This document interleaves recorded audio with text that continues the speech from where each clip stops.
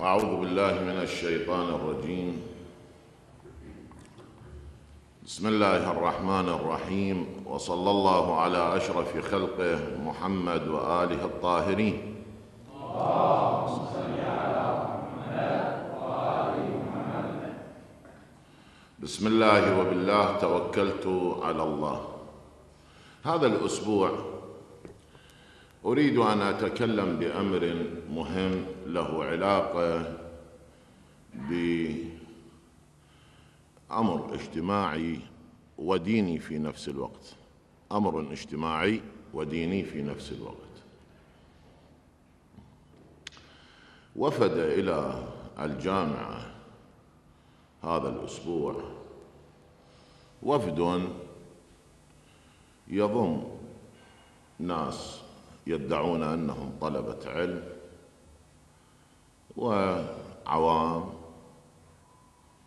بعد أن اتصل أحد مستمعي إذاعة الفراتين بنا وقال أن رؤساء أو قيادات أو شنو أنصار أتباع ما شئت فعبر من هذه التعابير لشخص يدعى أحمد بن الحسن اليماني المهدي المدرياهو،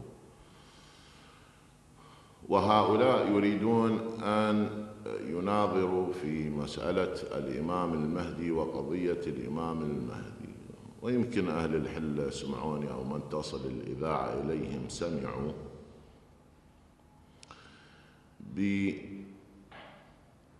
بأنني قلت إذا كانت المناظرة حول الإمام المهدي وغلبونا فيها فإننا نترك هذا الاتجاه نهائيا، بين قوسين نص العبارة ننزع عمايمنا ونبطل، وإذا غلبناهم فإنهم يتوبون إلى الله وإلى رسوله. إذن الهدف من المناظرة كان إثبات الإمام المهدي سلام الله عليه وشروط ظهور الإمام المهدي وما هي الأمور التي تساعد على ظهوره سلام الله عليه. لكنهم لما وردوا إلى الجامعة أرادوا أن يثبتوا لنا أمرا آخر بعيد عن الموضوع الذي يعني أرسلوه بيد صاحبهم أو المتصل. هم يريدون إثبات أحقية شخص يدعى أحمد بن الحسن. ما هذا الرجل؟ سألناهم ما هذا الرجل؟ مرة يقولون أنه ابن الإمام وقد بعثه الإمام إليكم، ومرة يقولون هو اليماني، ومرة يقولون هو الممهد إلى الإمام المهدي سلام الله عليه، وهو صاحب رايته وهو الذي سيحكم بعده. زين، إذن هو ممهد وحامل الراية والحاكم بعد الإمام المهدي سلام الله عليه. ما الدليل على هذا الأمر؟ قالوا الوصية.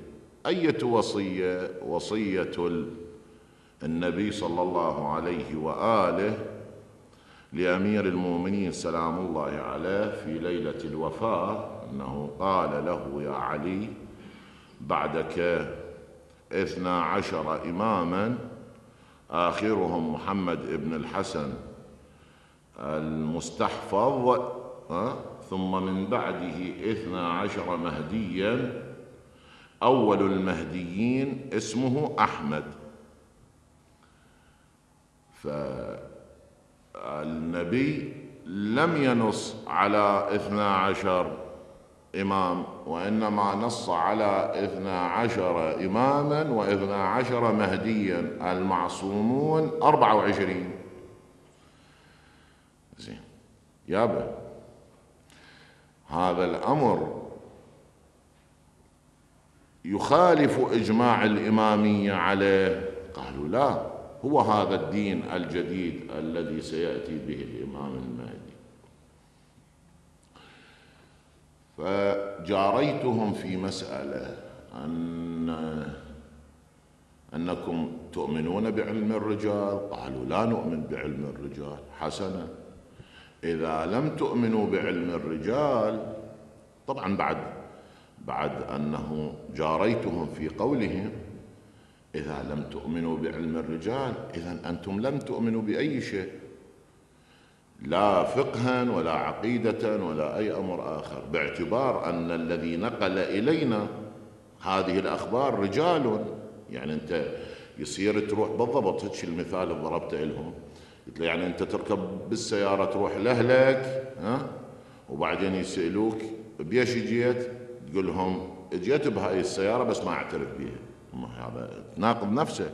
أنت الوصية شلون أنت تجي تستدل على صاحبك برواية منقولة جيل عن جيل، ثم تقول لي إني لا أعترف بهؤلاء كلهم، لا أعترف بهم، أعترف بس بالذي قاله الصادق. إذن أنت سمعته من الصادق مباشرة، وهذا غير ممكن ومحال.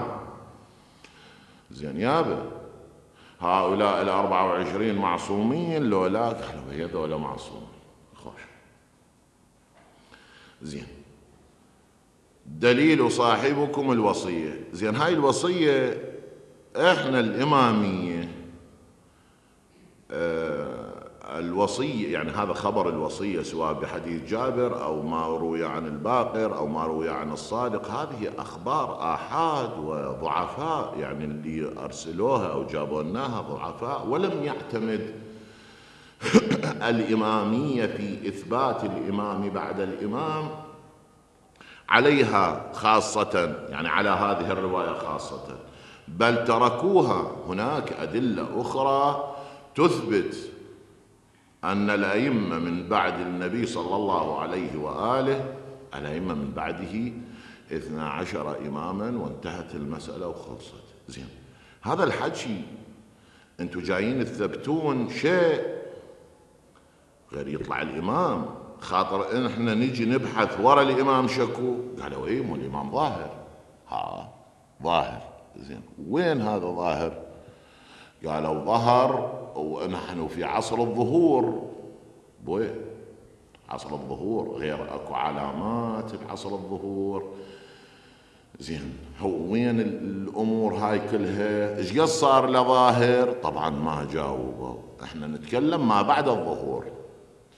زين عمي، الإمام النبي وأهل البيت يقولون أن المهدي هو الذي يملأ الأرض قسطا وعدلا بعدما ملئت ظلما وجورا. من ملت إذا ظهور؟ وين إملاء الأرض قسطا وعدلا؟ أحرفوا المسألة، قالوا ظهر لصاحبنا. زين، ظهر لصاحبكم يعني مو ظهور عام؟ قالوا لا، مو استثنوا، هاي حصرة استثنوا، قالوا لا، هو الظهور نعم ظاهر ولكن لصاحبنا. زين، ما الدليل على أنه ظاهر لصاحبكم؟ قالوا الحديث الوارد عن الإمام الباقر أو الصادق. شنو هو الدليل؟ قالوا الدليل أنه لا يطلع على موضعه أو على أمره في زمن الغيبة أحد من شيعته ولا من أولاده إلا المولى الذي يلي أمره، والمولى الذي يلي أمره شنو هو هذا صاحبنا. زين، وعليكم السلام. بوي، مو المولى الذي إذا قلت بهذه الرواية تريد أن تثبت صاحبك بهذه الرواية، فصاحبكم ليس ابنه. قالوا لا ابنه. عمي، هي الرواية تقول لا يطلع على موضعه في زمن الغيب لا من شيعته ولا من ولده إلا المولى التابع له أو الذي يلي أمره. إذن أولاده ما مشمولين بالمسألة؟ لا، غصبا عليك مشمولين بالمسألة، وهو أحمد. زين،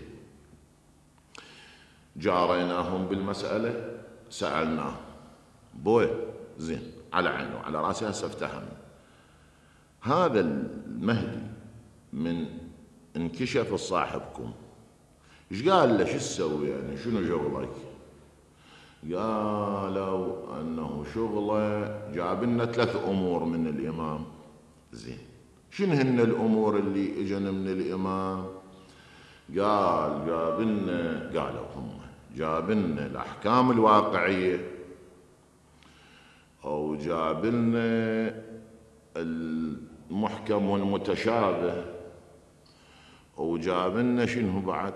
جاب لنا تحريف التوراة والإنجيل، مواضع تحريف التوراة والإنجيل. زين، بو يا عمي الأحكام الواقعية شلون عرفتوها أحكام واقعية؟ يلتفت إلي يقول لي أنتو رجال العلم تعرفون الأحكام الواقعية من غيرها. قلت له أبوي يا عمي مراجع، زين علي هذا اعتماد. من تروح السيلة تقول له أبوي بينك ما بين الله يا مرجعنا أحكامك واقعية لو ظنية؟ يقول لك ظني، ما عندنا حكم واقعي. اجتنا الرواية عن الأئمة وإحنا أخذناها ورتبنا أمور حسب الأدلة الأخرى، رتبنا أمور الناس. تريدني أنا اللي بعدني كل شي ماكو تريد أحكام أعطيك أحكام واقعية؟ وانت شلون عرفت احكام واقعيه؟ هسه انا بالله اريد انتمي لك. انا قلت لهم اريد انتمي لك، شلون انت عرفت احكام واقعيه؟ قالوا احنا عرفناها لانه متصل بالامام. زين، ومن قال لك انه متصل بالامام؟ قال عن طريق الرؤيا. عجيب، عن طريق الرؤيا.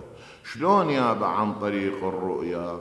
لأن العلامة النوري والعلامة المجلسي والعلامة الفلاني والعلاني قد رووا في كتبهم عن النبي أنه من رآنا فقد رآنا، لا يتمثل الشيطان بنا.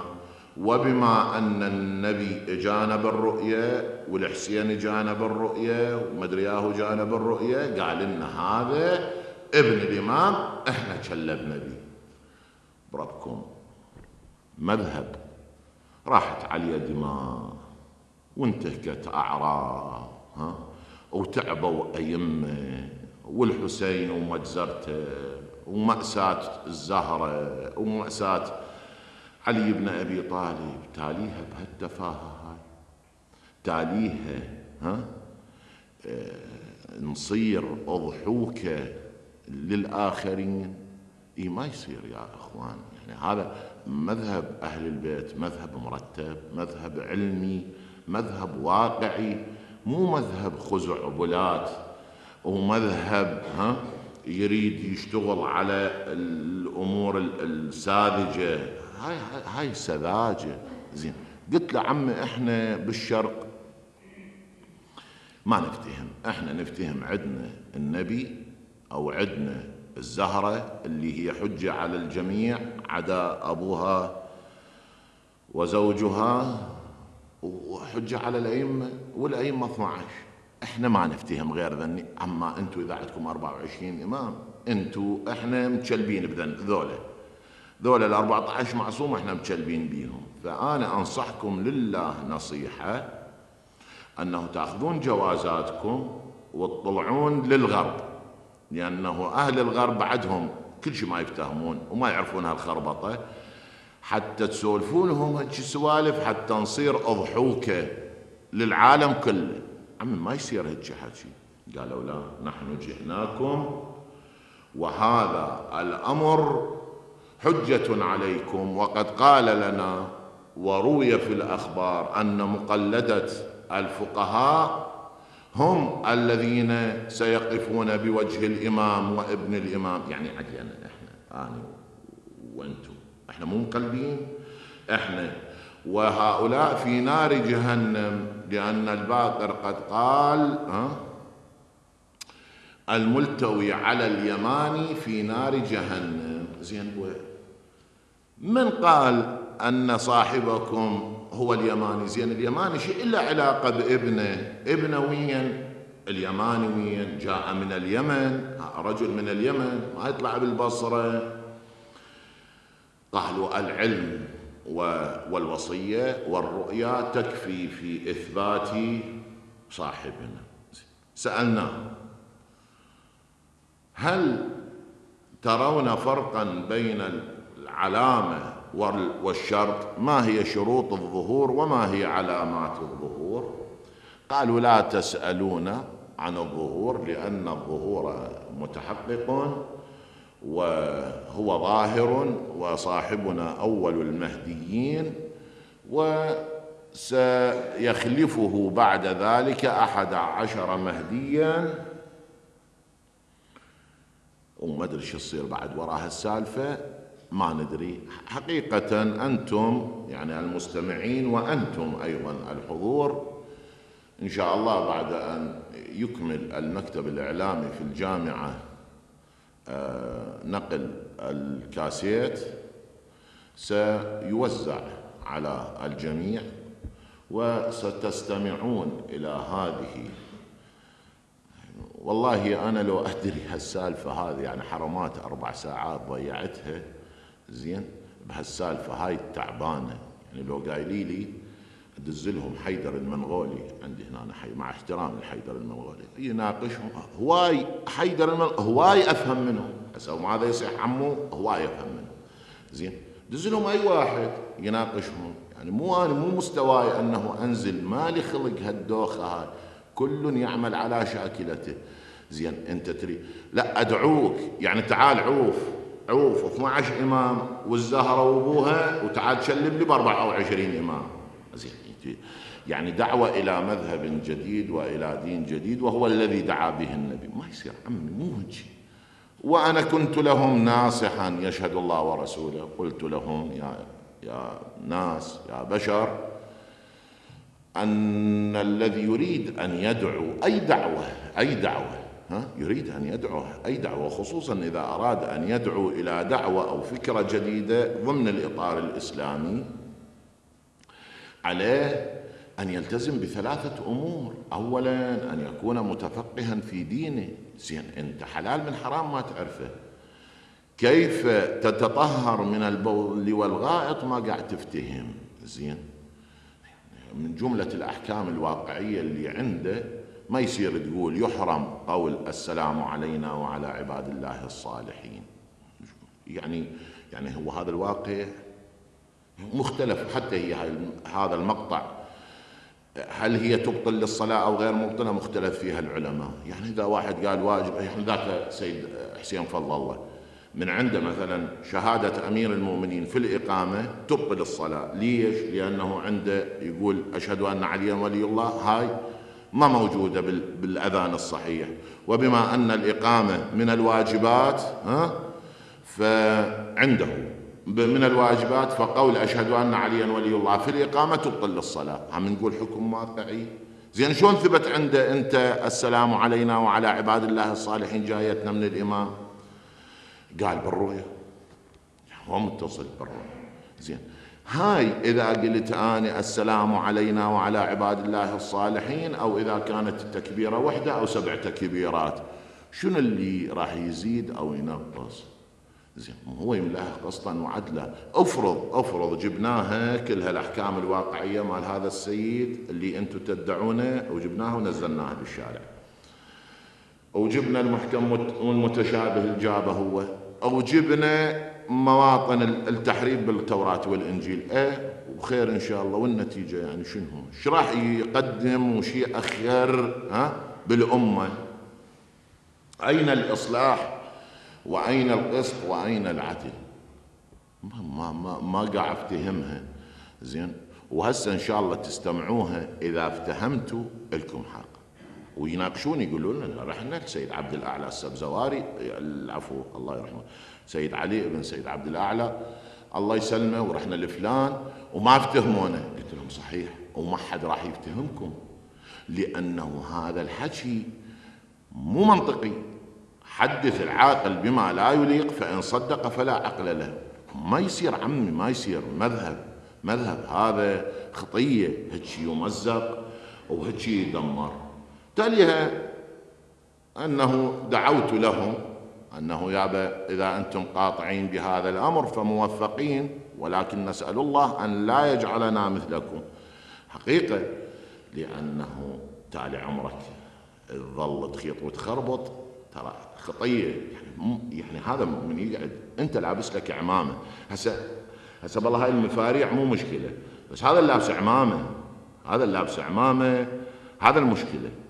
زين هذا يقنع حقيقة، يعني من ينزل للقرية يقنعها، من ينزل للوادم يقنعها.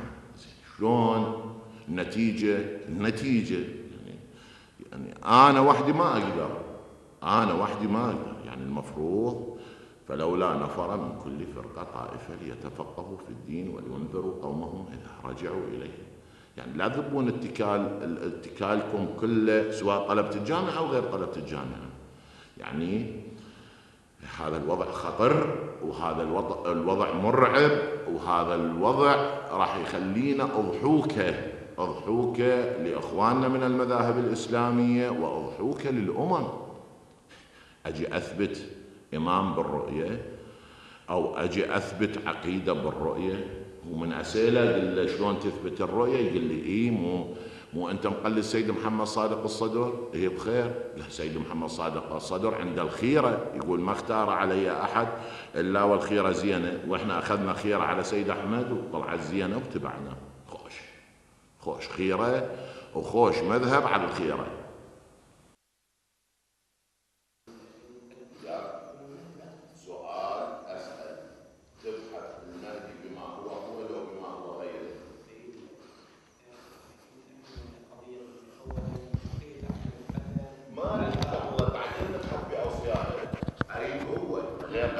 الموضوع من راسه لو راسه من قبل. لا لدينا من الامام المهدي، احنا الامام ثاني عشر مشي على كيفيه الظهور وكيف ما اريد شغله ثاني عشر او ثالث عشر، ما لي علاقه بالموضوع.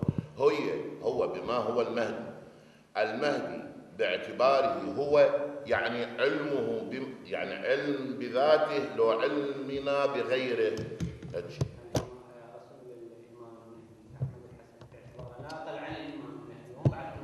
يابا سعوف السيد احمد بن الحسن وعوف كلهم، وعوف السفراء الاربعه، وعوف الدنيا كلها.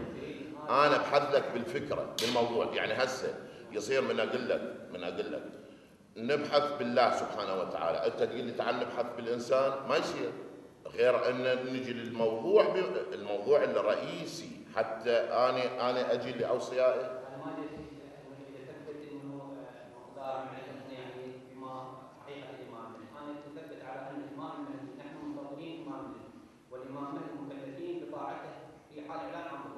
كيفية ظهور الإمام المهدي.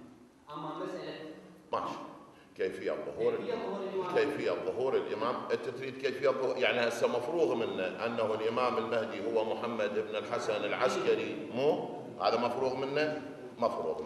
زين. هسه ايش تبحث بعدين وراها؟ هسه مفروغ منه هو الإمام الثاني عشر من شيعة أهل البيت. نعم. لا سبيل للمناقشة في هذا. باعتبار ان الامام المهدي نحن من المنتظرين كانتظار مسافر ياتي وليس انتظار ولاده. الامام المهدي انتظار ياتي مسافر ياتي، باعتبار انه قد ولد في عام 255 هجريه، ونحن ننتظر مجيئه الامام المهدي. هذا الانتظار باعتبار انه هو في حال اعلان عن ظهوره تكون بكيفية. هذه الكيفية أهل البيت سلام الله بينوها في الروايات الشريفة القطعية، يعني أنه كيفية تظهر الإمام المهدي في حال أن ما عندنا رواية قطعية. راح نبين. ما عندنا رواية قطعية. إذن ما عندنا معتقد قطعي. نعم. ما عندنا معتقد قطعي. إذا تقول ما عندنا رواية قطعية إذن ما عندنا عقيدة قطعية. حبيبي من السؤال عن القطع، القطع شنو؟ تعريف القطع شنو؟ من اقول انا قاطع بشيء شنو؟ حجه قامت الحجه. هو القطع هو الدليل الذي لا يقبل النقض، الحجة. الدليل الذي لا يقبل النقض. عندك رواية ثابتة 100% تجزم بتقول بيني ما بين الله، هذه الرواية قالها الصادق أو قالها الكاذب سلام الله عليه؟ نعم. عندك؟ نعم. ما عندنا. عندنا أخبار ظنية. أخبار ظنية تعتمد على أسانيد، وتعتمد أن هذه الرواية هل تتعارض مع القرآن أو مع غيره أو لا تتعارض. يعني إذا هنالك روايات إذا تطابقت مع القرآن لا تعتبر فيها خطأ. مع القرآن قطع. أنت قلت إن لا توجد لدينا رواية قطعية. ما عندنا رواية قطعية. مو قلت لك ما عندنا رواية قطعية. أنت سألتني إذا تطابقت مع القرآن قطع الصلاة. إذن كيف قلت إن لا توجد رواية قطعية؟ يعني ما سامع بالاستثناء باللغة العربية؟ سامع بالاستثناء ولا ما سامع؟ أنت أعطيتني نفي مسبق، يعني لا. لم تستثني منه شيء. لا. الذي فهمت منك مثل قول أمير المؤمنين لم تحط به الأوهام. أمير المؤمنين يقول لم تحط به الأوهام، انتهى. بعدين استدرك قال بل تجلى لها. لم تستدرك بعد أن أتيتني بالنفي أنه لا توجد رواية قطعية، بعد أن قلت لك أنه مستفسر. نعم. السيد أحمد الحسن أتى وقال إنني مرسل من الإمام المهدي، وقال إنني ابحث لي بالمهدي وبعدين نسولف بأوسع. قلنا أن الإمام المهدي مفروغ منه. إحنا لدينا اعتقاد أن الإمام محمد بن الحسن هو الإمام الثاني عشر من أئمة الشيعة. مفروغ منه سيدنا. هذا الأمر انفرغ من عنده، يعني بعد أن تحقق المطلب يعني واتضح القضية، بعد أنه حتى أن نتجاوز هذه المرحلة. ما نتجاوزها، لأنه إحنا الإمام سلام الله عليه، الإمام سلام الله عليه حسب إجماع الشيعة لديه غيبتان، الكبرى والصغرى. الصغرى لديه 4 سفراء، أما الغيبة الكبرى فلا سفير له. خلصنا. نعم. إنه لكنه من مسألة حجية الإمام المهدي لم تنقض. حجية الإمام المهدي ما له علاقة. أنت قاعد تسولف لي فرق بين حجية الإمام أو بين سفراء عندنا غيبة كبرى وغيبة صغرى. غيبة الصغرى بها 4، غيبة الكبرى ما عندنا. سيدي باعتبار أن الإمام حسن مسألة أنه الغيبة الإمام المهدي مفروغ منها. الحديث حتى أختصر الكلام بيني وبينك حتى أتيك بما نحن أتينا يعني بقضيتنا. مسألة أنه الإمام المهدي له غيبتان، وهذه الأمور نحن نقر بها ولا تكلمنا، لا مجالس باعتبار أن الشيعة ونحن مؤلف البيت. أما أنه الأمر الذي أتينا به هو إثبات أدلة السيد أحمد الحسن. هل هي أدلة الأنبياء والمرسلين أم لا؟ ندخل بالموضوع. هذا مو شغل. هذا كل واحد ويقين. من آمن بحجر كفاه. هذا ما تناظرني به، لأنه أني بالنسبة إلي ما أناظر. أصير أروح أناظر البوذي أو الهندوسي أو المجوسي. ما لا. أنت إذا قاطع بأمر أنت لوين جاي؟ أكو مسألة خلافية. إذا أكو مسألة خلافية بيني وبينك هاي نتناقش بها. أما أنت إذا قاطع بأمر أنا ما أقدر أجي أزيل قطعك.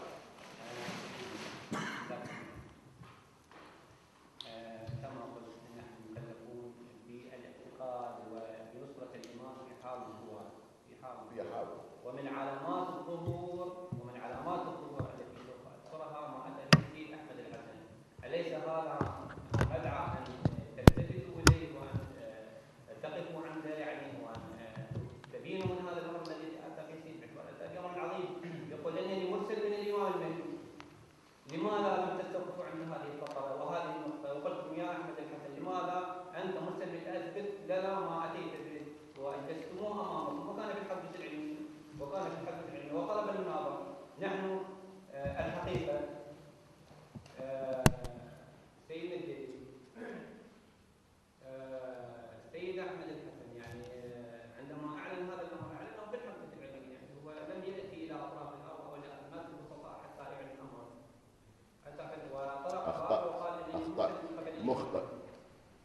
مخطئ. ما أعلن بالحوزة العلمية. ما أعلن بالحوزة العلمية. لا ماكو صح، ماكو صح.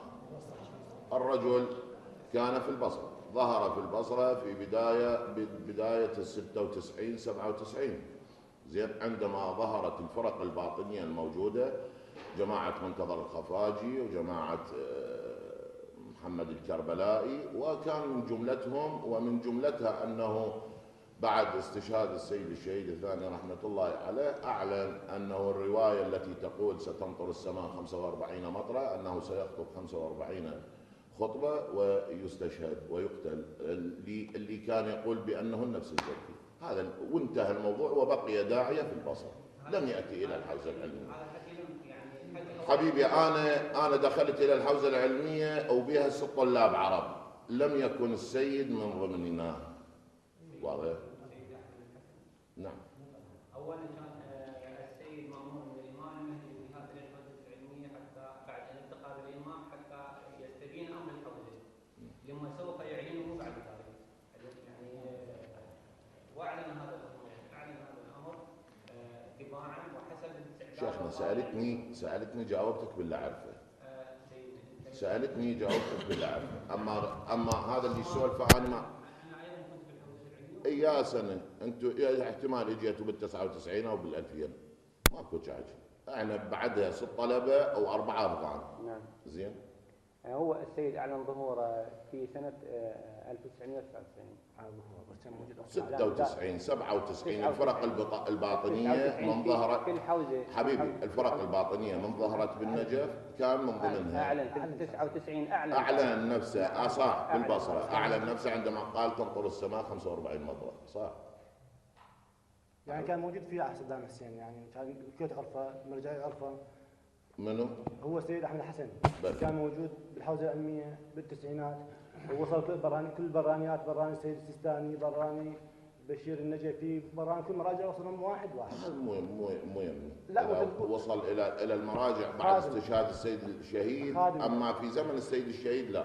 موضوع انت تقول ما كان طالب حوزه، ما كان، وانا ما اتفق وياك، يعني ما اختلف وياك انه اصلا هو دخل الحوزه العلميه بامر بالامام المهدي عليه السلام لان يعرف في وقتها يعرف نفسه في وقتها عندنا اما انه تتلمذ يجوز ان تتلمذ على يد السيد محمد صاق صدر قدس الله سره، لكن احمد حسن لم يتلمذ على يد اي من مراجع الشيعه. صح. هذا كلام متفق عليه واتفقوا وياه يعني، لانه تلمذ على يد محمد، لانه ما كان موجود بالنجف. لا موجود بالنجف، كان موجود. هذه مساله وجوده، هسه وجوده وعدم وجوده انا ما تهمني. سيدنا هذا الامر يعني انه اثبات الواقع، يعني تنفي ذلك، ولكن الواقع والشهود والنجف يشهد ذلك، يعني انه النجف لا يشهد ذلك. شيخنا سيدنا الجليل مورد بسيط بغض النظر عن كل المقدمات. موسى بن عمران عليه السلام اجى لفرعون قال اني رسول من رب العالمين، قال ما هو دليلك؟ احمد الحسن عليه السلام يقول انا رسول من الامام المهدي محمد بن الحسن العسكري عليه السلام، ومستعد لاثبات هذا الادعاء بادله الانبياء. علي محمد الباب هم نفسه سابقا ما له علاقه بالمدعي. مرت على الشيعه تعدد الباطل. الشلمغاني قال انا سفير الامام. تعدد الباطل لا يدل على عدم وجود الحق. سيدنا الجليل، تعدد الباطل لا يدل على عدم وجود الحق. صحيح. واحنا مامورين بظهور 70 دجال، مأمورين بظهور 70 دجال، لكن الدجال احنا حتى الامام مفضل بن عمر يسأل الصادق كيف يبدأ ظهور، خبرني عن ظهور المهدي وأمره، قال يبدأ أمره في شبهة ليستبين فيعلو ذكره ويظهر أمره. يعني بداية أمر الإمام المهدي شبهة. شلون شبهة؟ يا هي كل أمر غريب. حتى خدمة سيدنا ما عندك وقت، ظاهر انت مشغول وكذا، حتى نختصر الوقت خير كلام ما قال ودل. يكون ادعائنا كل كلام نقول الان طرح قدامك مسدد بالروايات بثقلين. رسول الله صلى الله عليه وسلم قال اني تركت فيكم ثقلين كتاب الله واتيت الى بيتي ما ان تمسكتم بهما لن تضلوا. فكلامنا يقول لك ان احمد حسن وصي ورسول للامام المهدي وهو اليماني المذكور بروايه اهل البيت، مستعدين نثبت لك بروايه اهل البيت. هاي الادعاءات كلها صحيح. الامام المهدي عنده ولد اسمه احمد ومن اهل البصره، صحيح الامام المهدي عنده ذريه، صحيح الامام المهدي بعث رسول، صحيح الامام المهدي اليماني يتصل به ياخذ اخبار قطعيه منه، نثبت لك بروايه اهل البيت. هذا المورد الاول. الموضوع الثاني يقول لك هو هذا احمد حسن هو نفسه انت جاي تثبت للامام لو جاي تثبت رسول الامام المهدي؟ رسول الامام المهدي. ما عندي شغله وياك انا، اذا انت جاي تثبت لي انا ما جاي اقول لك تعال قنعني. انا ما جاي ادخل وياك بمساله انه الامام عنده ولد متزوج لو ما متزوج تريد تامن بشيخ الشرط انه وكيل الامام المهدي. تريد منه الامام الباقر مو شغلي يا ابوي، هذا مو شغلي. يعني اني يصير هسه اروح اكلف بالعالم اللي غير مسلمين اقول لهم تعالوا عوفوا دياناتكم. احنا جايين هسه المسلمين. انا رجل شيعي اؤمن، اسمعني، انا رجل شيعي اؤمن بوجود 12 امام. نعم. اخرهم الامام المهدي. خلصت؟ نعم. الامام المهدي عنده سفراء 4 انتهت، بدت غيبه كبرى. غيبه صغرى انتهت. اسمعني، غيبه كبرى. هاي الغيبه الكبرى بيها علامات او بيها شروط. نعم. انت شنو شروط شروط الظهور؟ اسالك الك شروط الظهور، هسه اعوفك من علاماته. شروط الظهور شنو هي؟ سيدنا حبيب بس اسالك سؤال، انا اسالك شروط الظهور شنو؟ انا بالنسبه لي جا حاجي بالتقليد. شروط الظهور شنو؟ سيدنا بالتقليد. شروط الظهور انت شنو؟ قلت لي ما يناقض الامام برسول الامام المهدي. حبيب مامورين باتباع اليماني. ما يخالف كيفيه معرفه اليماني موضوع جد. اليماني علامه لو شرط. اليماني والنفس الزكيه والسفياني ذني علامات لو شروط. علامات حتميه. انا قاعد اسالك على الشروط. شروط ظهور الامام المهدي شنو؟ ان الله يصلح امره في دينه. وجود القابل. شروط من اقول شروط المرجعيه شنو هي؟ 1 2 3. شروط وكيل الامام المهدي شنو؟ 1 2 3. الامام نريد يطلع له شروط، شنو هي الشروط؟ هو من ضمنها الشرط. اسمح لي. بويا العلامه. هناك علامات ظاهريه. العلامه ما لي علاقه بها، العلامه سيدنا جليل، وهناك علامات حتميه ايضا موجوده، ومن هذه العلامات سيدنا الجليل اليمان موجود، ونحن اسمعني بس اسمعني. لانه من الملتوي عليه في نار جهنم. انتم جايين تبحثون عن حق لو جايين تجادلون؟ قاعد اسالك شروط ظهور الامام. واحد يريد يطلع شنو شروطه؟ غير تجاوبني حتى ابحث لك بالعلامات. من علامات مطر السماء تمطر، يقولون اكو غيم محمد بالقطرات المطر. نقول من علامات المطر. شرط الظهور. شروط مو شرط. شرط الظهور متعلق ظهور الامام المهدي هو ولده وصيه من بعده. اذا وجد هسه اثبت ماكو شيء موجود الوصيه ولده من بعده. بوي عمي اعطيني مجال اقدم الدليل. الدليل شنو؟ لا عمي شروط ظهور الامام شنو وصيه؟ اعطيني. اسمح لي زواج الامام. افرض عند الامام 10,000 ولد، شو اللي علاقه بي انا ابحث بيه؟ هو من يريد يطلع غير تتوفر هناك شروط لظهوره؟ لو هيك طفره وقمزه لابن الحمزه. لا تسمح لي متعلق ظهور الامام المهدي وهذه الغيبه التي استمرت طيل هذه الفتره، ان هنالك وصي وولد له يبعث يرسله رسول للعالم يعلن عن ظهوره. على راسي. هذا متعلق على راسي. على راسي احطه على راسي. ابن الامام او وصي الامام على راسي. زين هو قندرته على راسي، انا ما لي علاقه به. اريد اسالك الامام هو انا اللي قاعد ادور عليه. عنده شروط، من يريد يظهر لازم اكو شروط. شنو شروط الامام؟ الشرط اللي متعلق على ظهور الامام هو ابنه ووصيه. عجيب. نعم. عجيب. يعني هسه سؤال اسالك، يعني الامام اذا ما عنده ولد ما يطلع؟ فرضا افرض راح نجي افرض الامام ما عنده ولد ما يطلع؟ ما يطلع. راح نجي هذا الوصي. هذه غيبه الطوسي. انت اذا اعطيت لك انا اذا ما تجاوبني على شروط ظهور الامام ما اسمعك. تجاوبني. قلت لك ولده شرط. نعم. أنا يعني هذا الله سبحانه وتعالى الخلق السماوات والارض وابقى المهدي هاي الفتره على حساب على حساب ابنه. نعم، هذا شنو هذا؟ حتى لا تخلي الارض من حجه اذا ظهر الامام المهدي واصابه. هو غير حجه على الارض. لا، هنالك بابا هو حجه على الارض لو مو حجه؟ مولاي، من الحجه على الارض، هو لو ابنه؟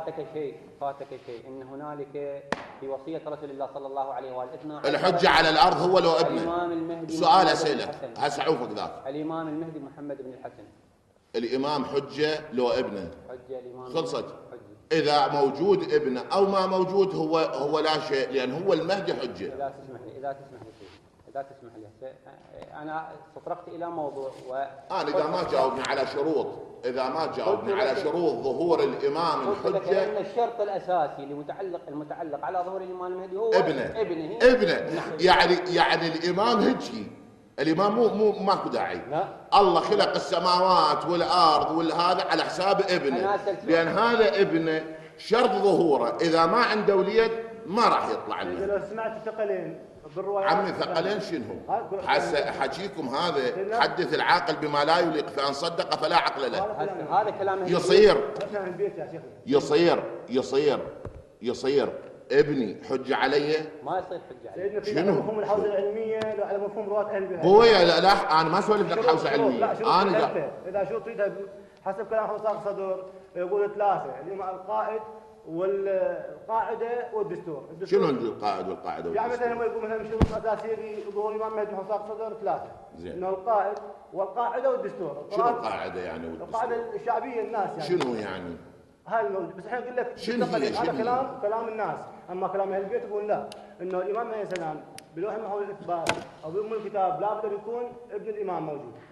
اسمه احمد بن البصره، وهذا هو اللي بيحتاج الامام عليه السلام، هو يحكم. هذا بالقران موجود؟ بالثقلين ما موجود. احنا المهدي كله بالقران، المهدي كله بالقران ما موجود.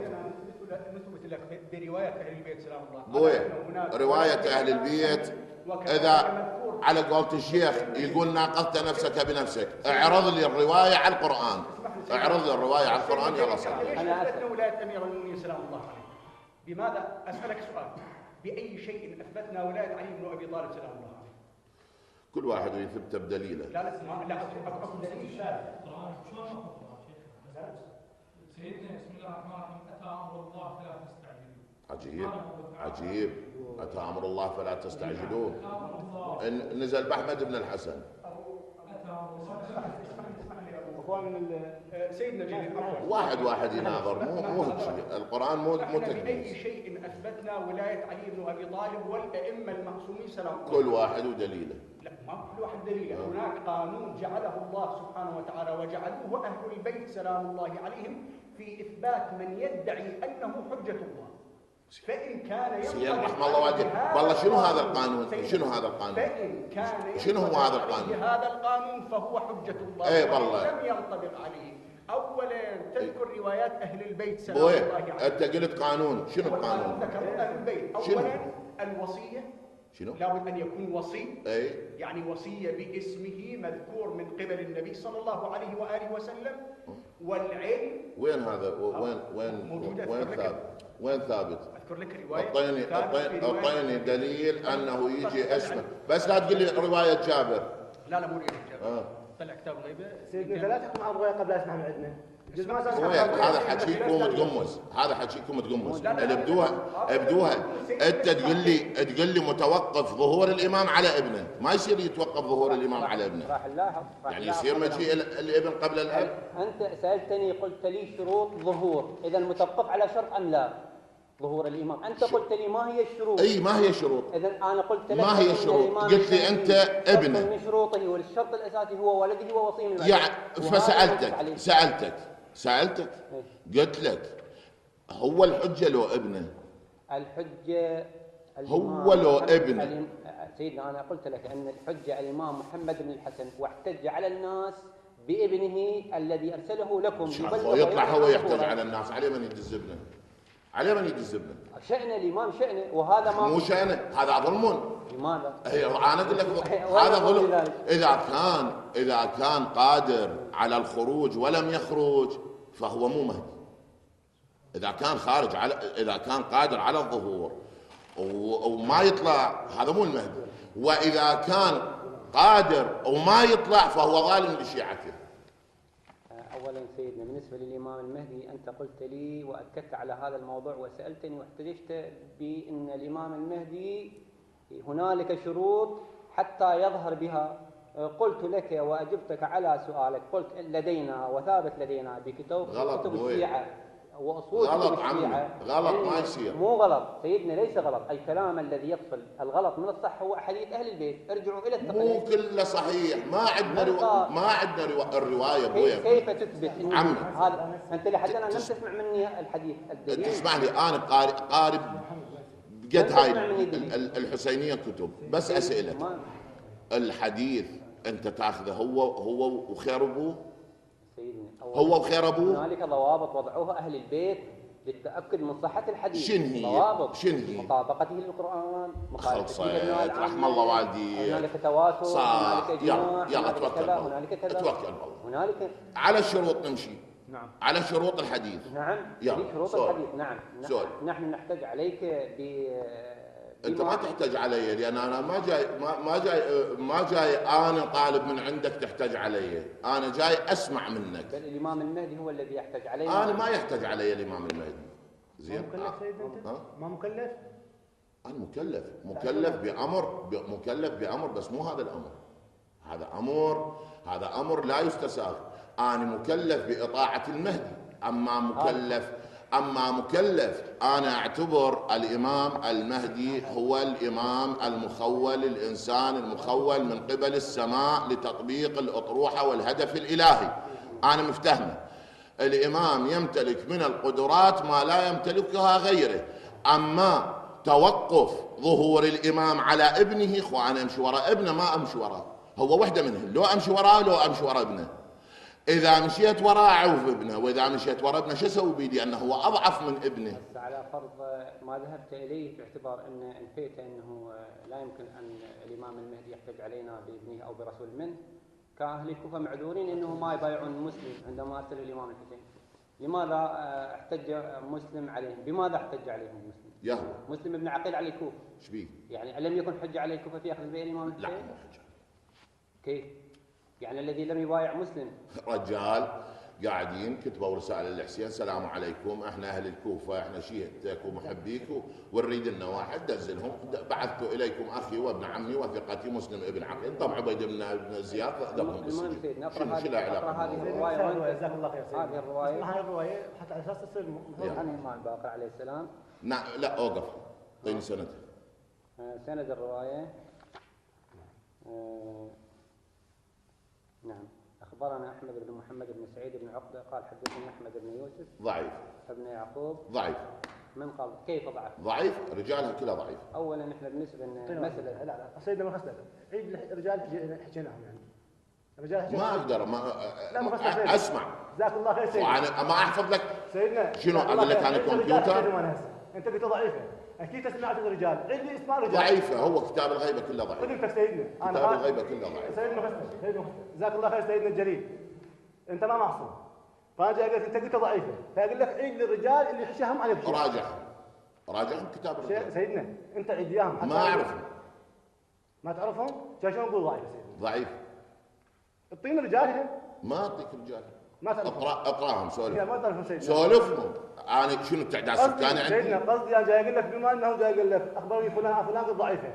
اقول لك عيدهم لي. انت اصلا ما سمعت الاسماء وتقول ضعيفه بدون ما ضعيفه. تكون قصتهم ضيزه يا سيدي. ضعف الروايه سيدنا. ليه تسمع الروايه حتى تقول ضعيفه بدون ضعيفه؟ ضعيفه. سولف. انا ما اعتقد علم الرجال. انا هم مثلك. ما اعتقد. انا ما اعتقد علم الرجال، لان روايات اهل البيت تناقض علم الرجال كثيره. زين. لكن من باب يلزمهم بما يلزم بانفسهم، اذا انت تعتقد علم الرجال فتقول انا ما اعترف بعلم الرجال مثلك. شلون تقول ضعيفه يا سيدنا؟ ضعيفه اي ما اعترف بها لانه تتعارض مع كثير من الامور. اسمع الروايات من عندنا وبعد ما تسمع انا راح اسكت. سيدنا جيبوا لي ورقه وقلم. جزاك الله خير. هذا هو اساس المناظره. انت ما تناظرني انت جاي بموضوع انا عبالي جايين انتم بمساله الامام المهدي. اما تردون تثبتوا لي احمد بن الحسن مو مشكلتي انا احمد بن الحسن. مساله مفروغ منها نحن وانتم نعتقد بالامام المهدي. مفروغ منها قضيه علامات ظهور الامام سلام الله عليه. هذا السيد احمد الحسن ابويا العلامات شرطيه. يقول انا وصي ورسول للإمام المهدي بعثني أبي إليكم. زين غير ما تعلن انت، ما هو اعلن هسه راح يعلن لك واحد شيخنا، ما تعلن تقول انا وصي الامام. يوجد عندكم أدلة. اكو اديل.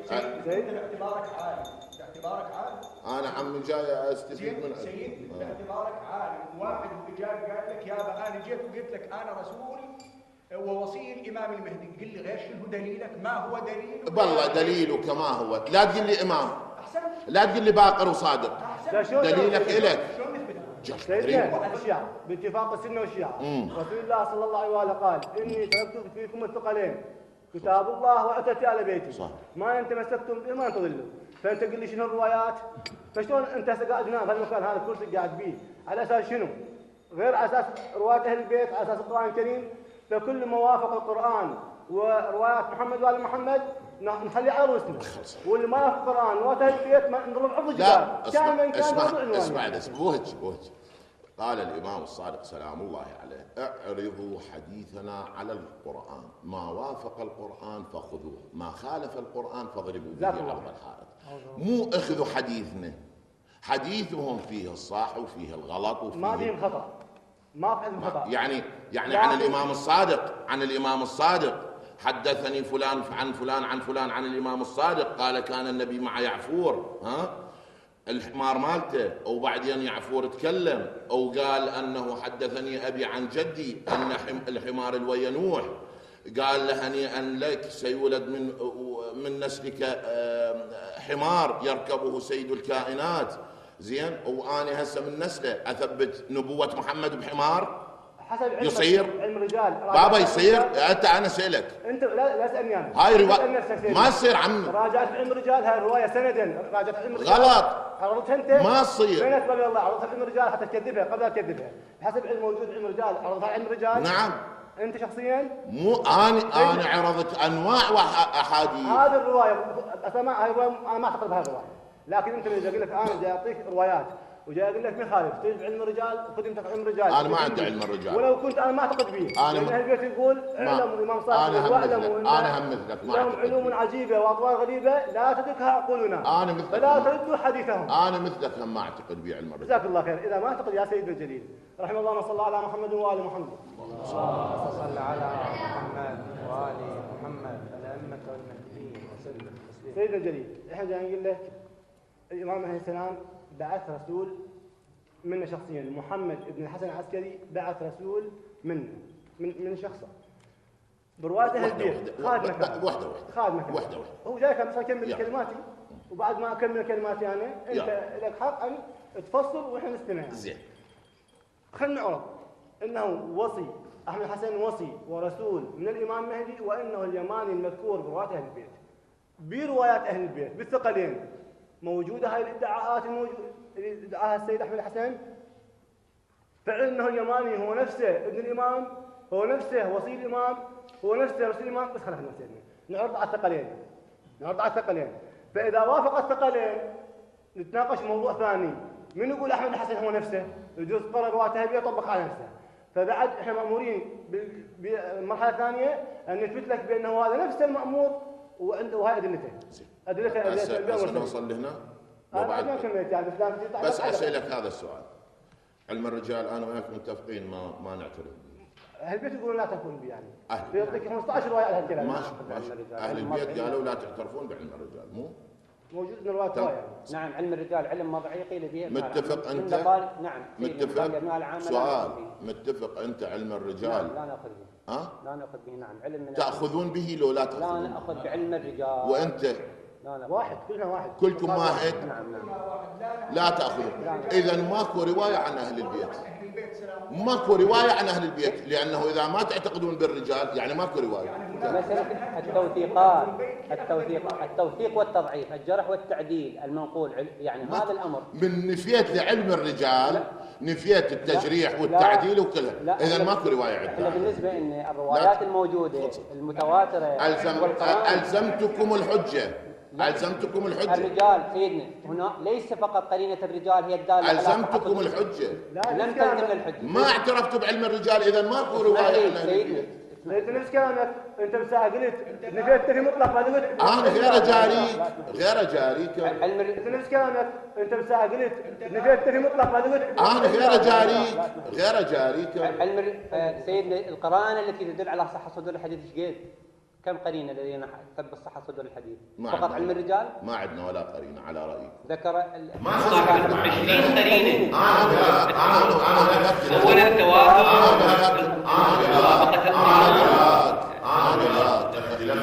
العلم الرجال أحد القرآن، احنا لا نعمل به أحد القرآن 20 سنة. علم الرجال نفيته اذا ماكو حكي. سيدنا احنا نفيناه لكن مستعدين يثبت التواتر حسن بعلم الرجال برواية متواتر عندكم بصحة السند بتواتر. جاي يقول لك احنا ما نؤمن به لكن مستعدين لا تؤمن به، مستعدين نثبت لك دعوتنا بعلم الرجال. احنا ما نؤمن به لكن من باب يلزموهم بما يلزم بهم انفسهم. يابا انت من ما تؤمن بعلم الرجال كان من نقلك؟ يعني يصير هسه انت تروح لاهلك القواعد العقلية بالسيارة. احنا ما نؤمن بالقواعد العقلية يابا مو قواعد عقلية عمي. يصير انت تروح لاهلك بالسيارة تقول ما اؤمن بالسيارة اللي جابتني؟ علم الرجال عجيب. بديل، يوجد بديل عن علم الرجال. أهل البيت سلام الله عليهم أعطونا قانون في مسألة من النقل الكيا؟ من النقل الكيا؟ الناس الرجال. إذا أنت ما تعترف بالرجال ما تحدث. الشيخ الطوسي ومنهاج الشيخ الطوسي لم يكن ناظرا إلى السند. منهاج ما كان ناظرا إلى السند، وكان آخر القرينة التي يعتمدها في تصحيح الصحة صدور الحديث عن المعصوم هي قرينة السند، بل لم يرد حديثا. لا شلون كان الشيخ الطوسي بالله؟ وعند الحديث الضعيف ما كان لا سؤال أنا سألك. الطوسي إذا ما يعتمد على الرجال شلون نقل؟ ولهذا جاء محمد بن إدريس الحلي بعد 300 عام. سؤال أسألك عوف بن إدريس الحلي. اسمح لي الطوسي أشكلت علي بهذا الموضوع. منهاج الشيخ الطوسي في تحقيق الحديث وصحة وقطعية الصدور عن المعصوم هي أما للقرينة وأما للتواتر. غير هذا الشيخ الطوسي ما أخذ في منهجه في كتبه. يعني هسه هاي الغيبة مال النعماني الرواية بيها فد 20 سنة 30 سنة. التواتر المعنوي. شنو التواتر المعنوي؟ شنو التواتر المعنوي؟ التواتر المعنوي شنو؟ انت قاعد تقول لي سمحت سيد من رخصه سمحت سيد انا ولو دخلت بدون ما استاذن من عندك، قاعد تقول لي انا ما امن بعلم الرجال. انا ما امن بعلم الرجال. شلون اقدر اتفاهم وياك توصل الى صحه روايه انت ما تؤمن بالسند مالك؟ زين اذا ما تؤمن احنا ما نؤمن بكل شيء بعد. يعني احنا نتناقش بالسند الضعيف حتى ما يكون تعريف بالكلام. احنا شلون ما نؤمن بعلم الرجال؟ علم الرجال حبيبي اذا اسمح لي خلي اعطيك نبذه عن سند الرجال. نبذه شلون تحقق بالروايه مولاي. حبيبي اسمع منا استفيد من عنده. نبذه شلون تحقق بالروايه. استفيد منه. روايه اجت روايه انت راح تعرض علي روايه هسه راح تعطيني روايه. نعم. انا اخذ السند منك احقق بالسند اشوف رجالاته. السند اعتمد عليه ما اعتمد عليه متواتر خبر واحد. بعدين اناقش المتن اشوف المتن اعرضه على كلام الله موافق الكلام الله ما موافق. انت اذا اضربت لي علم الرجال وتقول ما اعترف بيهم شلون اتناقش وياك؟ علم الرجال بالطريقه انه الموضوع الان بانه الخبر اي خبر يجي نحن البيت ارضنا جبته وتفصيله. ليش؟ بالبدايه غير لانه ما في روايه. سيدي اعطيك روايه خذها هسه اعطيك روايه علم الرجال. انطيني روايه سندها كلها ضعيف. سندها بثلاثه اربعه ضعفاء ما يعتمد عليهم بس بتنها صحيح القران اعتمد عليها. بس قدام قاعدين اعطيك روايه واحده. صح ولا لا؟ نعطيك روايه الان روايه الوصيه موافقه للقران. نعم. باقر عن أبيه ذي الثفينات سيد العابدين عن أبيه الحسين الزكي راح عن رسول الله. ايه روح. عن أبيه أمير المؤمنين قال رسول الله صلى الله عليه وآله في الليلة التي كانت فيها وفاته لعلي عليه السلام: يا أبا الحسن أحضر صحيفة ودوات. فأملى رسول الله صلى الله عليه وآله وصيته حتى انتهى إلى هذا الموضع فقال: يا علي سيكون بعدي 12 إماما ومن بعدهم 12 مهديا، فأنت يا علي أول 12 إمام سماك الله تعالى في سمائه علي المرتضى وأمير المؤمنين والصديق الأكبر والفاروق الأعظم والمأمون والمهدي، فلا تصح هذه الأسماء لأحد غيرك. يا علي أنت وصي على أهل بيتي حيهم وميتهم، وعلى نسائي فمن ثبت ومن طلقتها فأنا بريء منها لم ترني ولم أرها في عرصة القيامة وأنت خليفتي على أمتي من بعدي فإذا حضرتك الوفاة فسلمها إلى ابني الحسن البر الوصول وبعدين إلى المهدي فإذا حضرت الوفاة إلى أن ينتهي إلى فليسلمها إلى ابنه الحسن الفاضل فإذا حضرت الوفاة فليسلمها إلى ابن محمد المستحفظ من آل محمد. شلون؟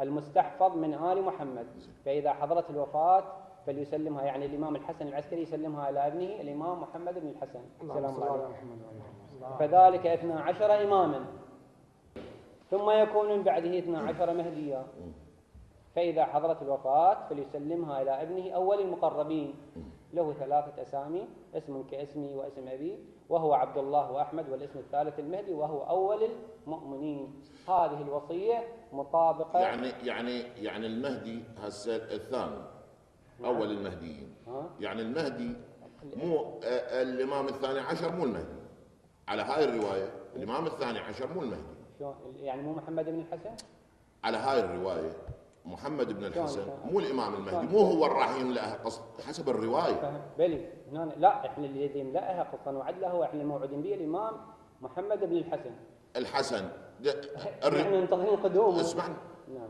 اقرا لي من الحسن نعم الحسن العسكري فإذا حضرت يعني الإمام علي الهادي سلام الله عليه فإذا حضرت الوفاة فليسلمها إلى ابنه الحسن الفاضل يعني الإمام الحسن العسكري فإذا حضرت الوفاة فليسلمها إلى ابنه محمد المستحفظ من آل محمد. زين امشي. فذلك 12 إماما خلص إذن المهدي المستحفظ. نعم المستحفظ من آل محمد. روح امشي. ثم يكون من بعده 12 مهديا فإذا حضرت الوفاة يسلمها للكبير اللي هو أول المهدي أول المقربين. إذن حسب هاي الرواية الإمام محمد بن الحسن مو المهدي وإنما المستحفظ.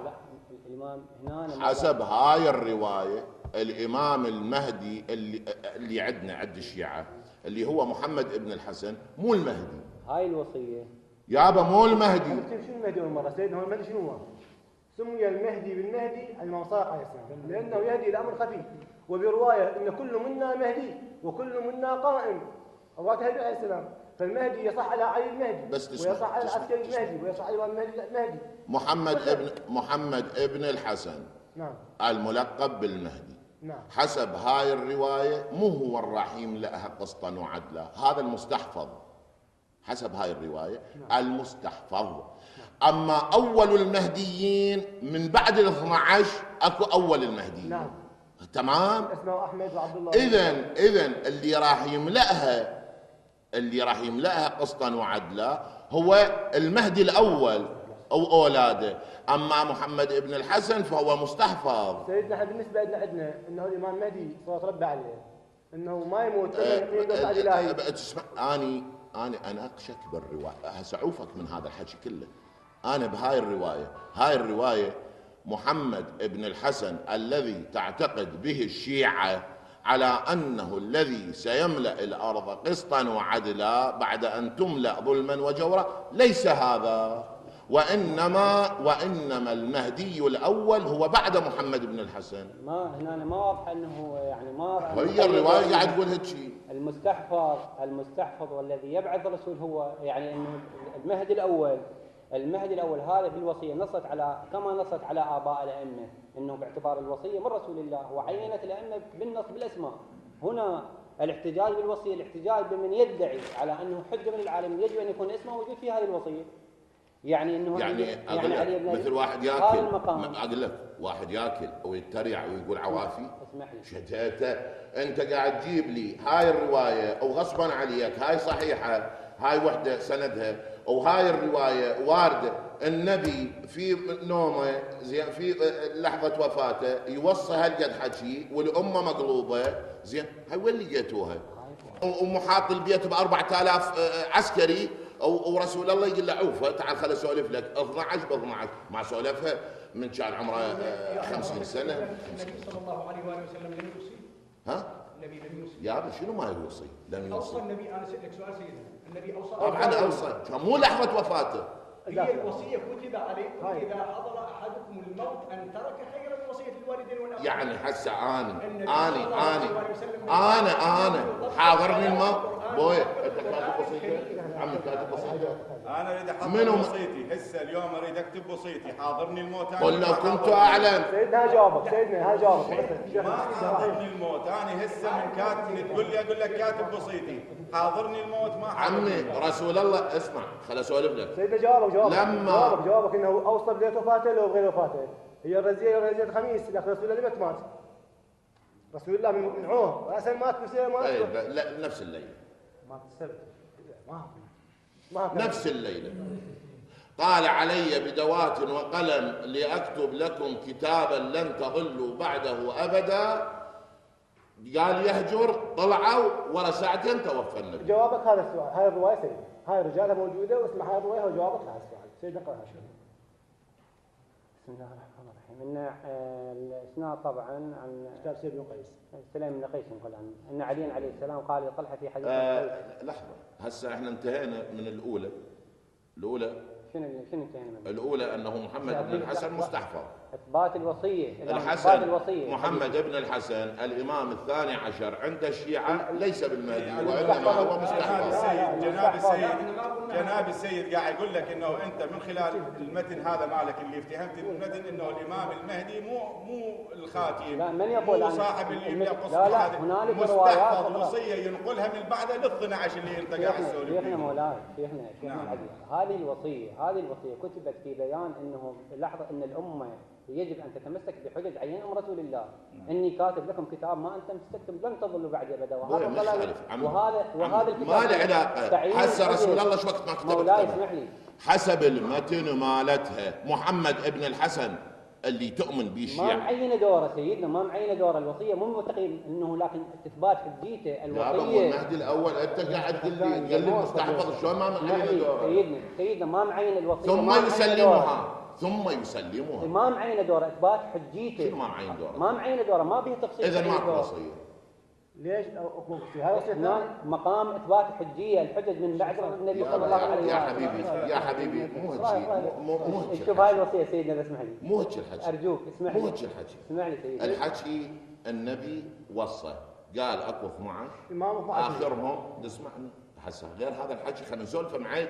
اخرهم محمد ابن الحسن المستحفظ مو ثم يسلمها. فإذا حصل الوفاة يسلمها. فإذا حضر يعني راح يموت. نعم. فإذا حضرته الوفاة يسلمه وهو أول المهديين وبعدين يجي الثاني والثالث. إذا البون شاسع بين ما تعتقد به الإمامية وبين هذه. إحنا إيش عندنا؟ من يقول سيدنا هذا؟ بالعكس هو اعتقاد الإمامية وهذا. عجيب. هذا بيقول يعني إحنا الإمامية. الخلافة قضية الخلافة. أوقف. يعني إحنا اسمعني يا أبويا اسمعني خلا أكمل. أنتم ما يصير لا إله وتقولوا لي كفرت. خلا أكمل. إحنا الشيعة نقول محمد بن الحسن هو اللي يملأها قسطا وعدلا وغيره. نعم إن شاء الله. خلصنا. حسب هاي الرواية الحسن محمد بن الحسن ما راح يطلع المهدي، راح يطلع المستحفظ. منين استفدت هاي سيد الجليل؟ من متن الرواية انت قاعد تسولف. اسمح لي شيخ سيدنا لا تسمح لي. اولا الوصية ذكرت الحدث، يعني عندما نص رسول الله على انه يتولى الخلافة من بعد الامام امير المؤمنين الامام الحسن، هذا يعني ينقض دور الامام امير المؤمنين، ينقض دوره. يعني عندما نص على الامام الحسين سلام الله عليه يعني هنا ينقض دور الامام الحسن. هذا مو من الواقع اللي يشير الروايه. نفس القضيه سيدنا. انت قاعد تفتهمني ايش اقول؟ افتهمك تماما تمام الفهم. رحم الله والديك. محمد ابن الحسن اللي موجود بهاي الروايه هو اللي راح يملأها قسطا وعدلا. نعم هو الذي يملأها قسطا وعدلا.